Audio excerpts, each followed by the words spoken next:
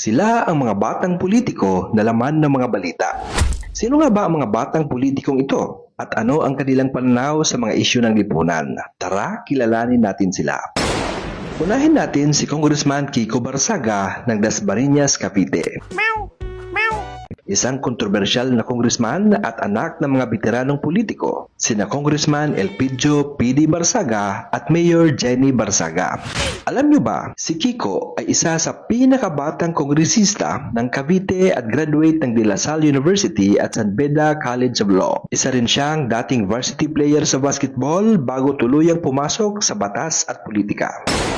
Ang pananaw niya, disiplina muna bago progreso. Kaya't kilala siya sa matapang na paninindigan laban sa mga isyu ng droga at kriminalidad. Yung hindi nila kayang kalabanin, kinalaban ko, kaya iniisip nila na ganun kalakas din ako. Umalingaw-ngaw sa social media ang kanyang post noong 2023 kung saan sinabi niyang ang kabataan ngayon ay masyadong marupok sa disiplina. Marami ang sumang-ayon pero marami rin ang pumuna, lalo na ang mga kabataang netizens. Ngunit sa dulo, depensa ni Kiko, ang disiplina hindi kalaban ng kalayaan.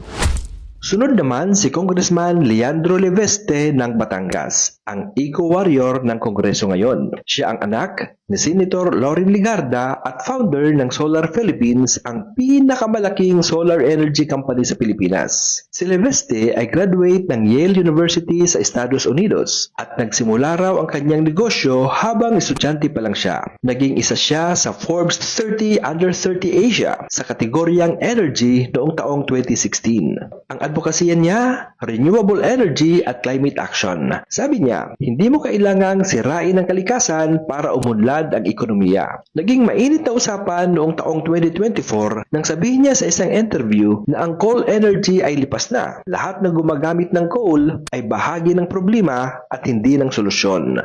Nagalit dito ang ilang business groups pero mas lalo namang tumibay ang suporta ng mga kabataan sa kanya.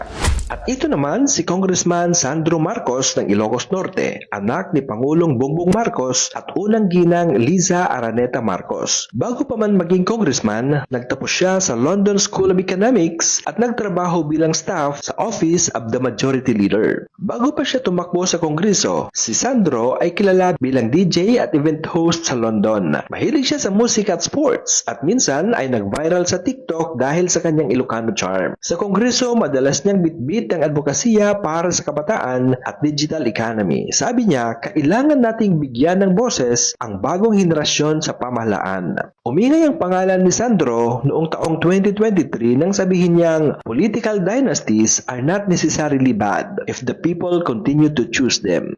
Maraming netizens ang nag-react, sinabing ito ay pagtatanggol sa kanyang pamilya. Pero para kay Sandro, ang tunay na batayan ng serbisyo ay performance at hindi ang apelyido.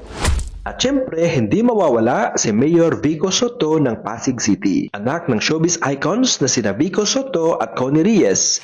Pero mas pinili niya ang tahimik na daan ng serbisyo publiko. Graduate siya ng Ateneo de Manila University sa Political Science at may Masters in Public Management. What? Alam niyo bang si Vico ay dating nagtrabaho bilang researcher at legislative staff bago tumakbong konsihal. At noong 2021, siya ay kinilala ng US State Department bilang International Anti-Corruption Champion, ang kauna-unahang Pilipinong mayor na tumanggap ng ganitong parangal. Sa Pasig, alam mo ba, pinatupad niya ang Transparency Ordinance at Digital Governance Systems. Sabi ni Vico, hindi mo kailangan maging malakas na tao basta tama ang sistema. Noong 2022, naging usap-usapan nang sabihin niyang ang problema ng bansa ay hindi tao kundi ang sistema. Marami ang pumuri pero may ilan ding nagsabing ito raw ay patama ni Vico sa kanyang mga kasamahang politiko. Ngunit nanindigan si Vico, ang reforma niya dapat magsimula sa loob ng gobyerno mismo. Apat na batang lider, iba-iba ang estilo, pare-parihong may layuning baguhin ang sistema. May tapang si Kiko, may vision si Leveste, may impluwensya si Sandro at may prinsipyo si Vico.